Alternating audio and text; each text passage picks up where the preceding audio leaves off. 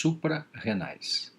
Nessa aula, abordaremos apenas manifestações clínicas das doenças suprarrenais que envolvem o aumento ou diminuição da produção de cortisol, causando, no primeiro caso, a síndrome de Cushing e, no segundo caso, a doença de Addison.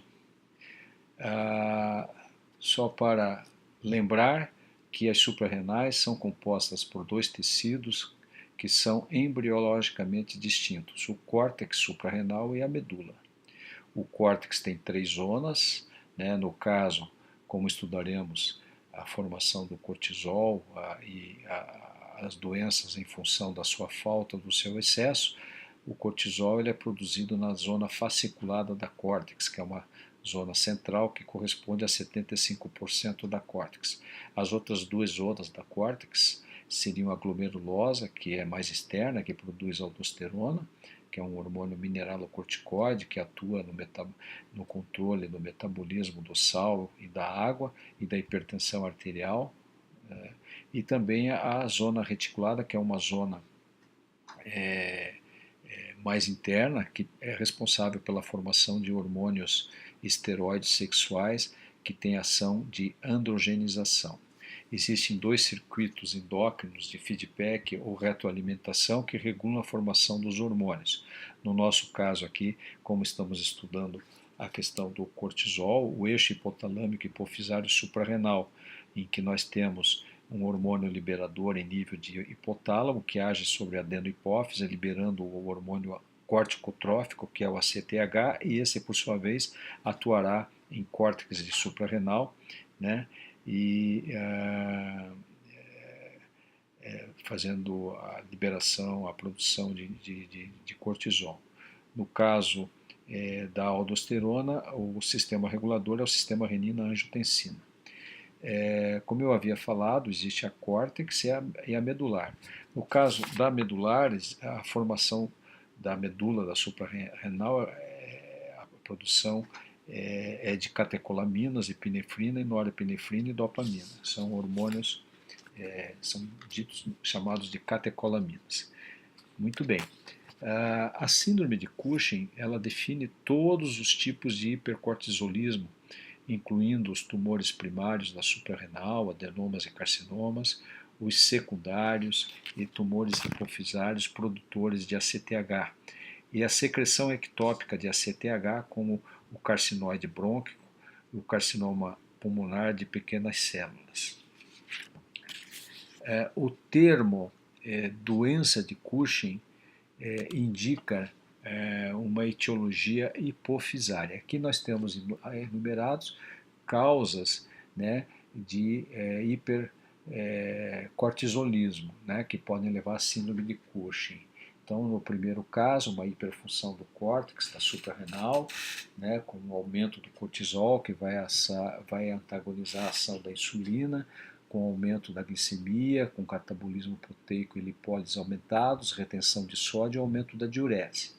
A administração iatrogênica de esteroides é uma causa muito frequente de hipercortisolismo, também chamado de hipercortisolismo exógeno, e talvez a mais frequente, e deve-se ao uso crônico de corticoides com finalidade terapêutica, que também pode levar a essa síndrome de Cushing, só que tem uma etiologia iatrogênica.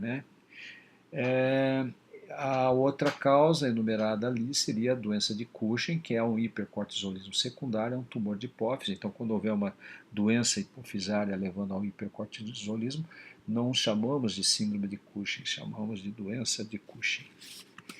As manifestações clínicas são bastante clássicas e aqui enumeradas, as principais: obesidade central, a giba de búfalo, chamada também de bull neck, faces de lua cheia, moon face, maior predisposição a acnes, hirsutismo, edema periférico, hipertensão arterial, estrias abdominais purpúricas ou violáceas e alargadas, que também podem se localizar não somente em abdômen, mas em quadris e mamas, por exemplo, a presença de hiperglicemia com diabetes, osteoporose, fadiga, alterações menstruais como óligo ou amenorreia, impotência sexual e perda da libido e alterações da personalidade.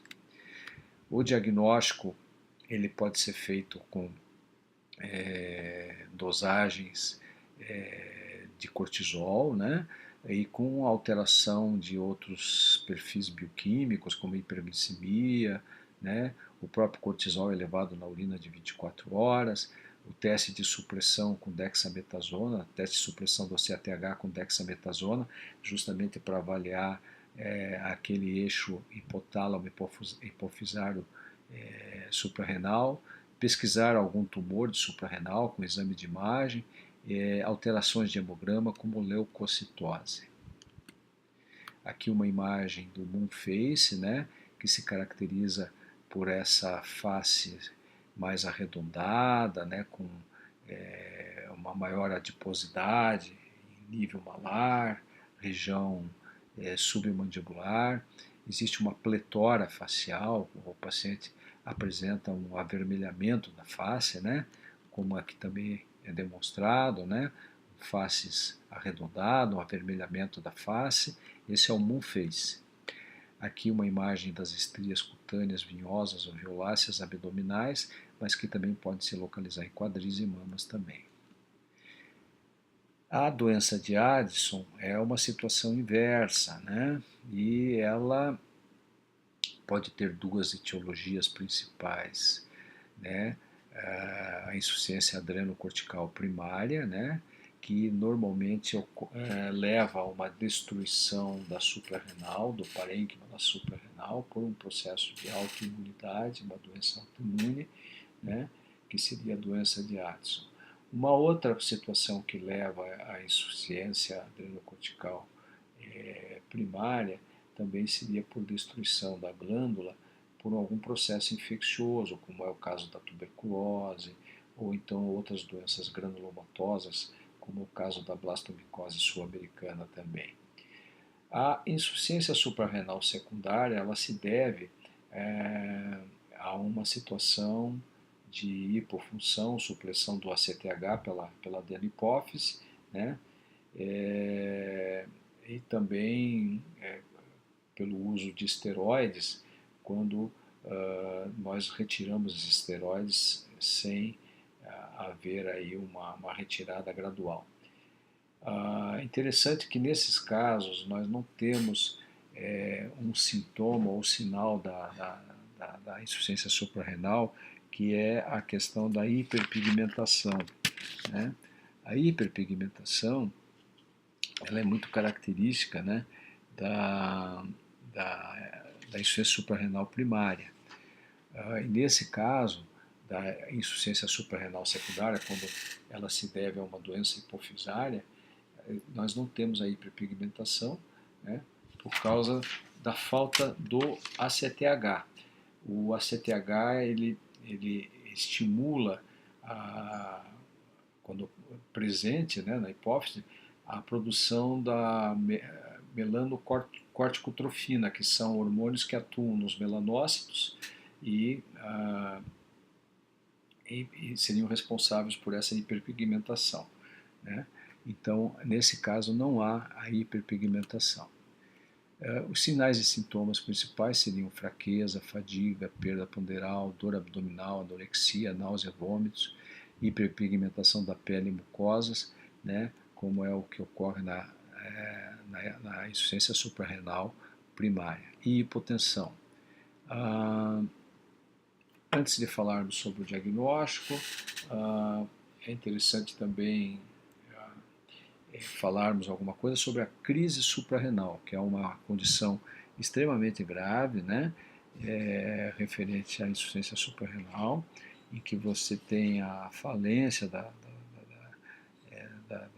glândula suprarrenal com hipotensão importante, que não responde à reposição de volume, que não responde ao uso de droga vasoativa, né?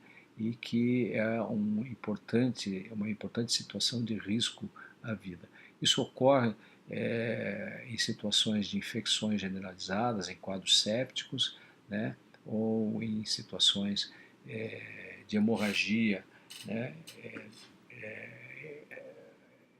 Em nível, né, de suprarrenal. Então, Essa seria a crise suprarrenal, que é uma manifestação aguda da insuficiência suprarrenal primária. Teste de estimulação com CTH pode ser utilizado para diagnóstico, né? Dosagem de potássio, de sódio, mostrando hiperpotassemia, hiponatremia, hipoglicemia, dosagem da glicemia e no hemograma a eosinofilia. Aqui uma imagem da hiperpigmentação, que normalmente ocorre em áreas que são expostas ao sol, né? E também área de mucosas, mucosa oral, labial, né? Também pode estar presente também no Addison, que é a insuficiência suprarrenal primária. E para finalizarmos, vamos falar sobre a síndrome de ovários policísticos, né, que tem a sua importância, porque pode estar envolvida e associada na síndrome plurimetabólica, né? Então é uma situação clínica que ocorre em mulheres jovens, em torno de 20 anos de idade. Normalmente são mulheres que apresentam múltiplos cistos ovarianos, né? Normalmente elas já nascem com esses cistos, mas eles vão ter a sua manifestação por volta da adolescência até os 20 anos de idade, com irregularidade menstrual, amenorreia ou oligomenorreia, sinais de hiperandrogenização, como hirsutismo, pele oleosa, acne, infertilidade, obesidade, né? E quando vocês têm a tríade amenorreia, obesidade e hirsutismo, essa síndrome leva o nome de síndrome de Stein-Leventhal. O diagnóstico é feito com a dosagem do hormônio luteinizante elevado, testosterona elevada, esses hormônios, o folículo estimulante, prolactina e TSH normais, e a ecografia mostrando os cistos. Obrigado.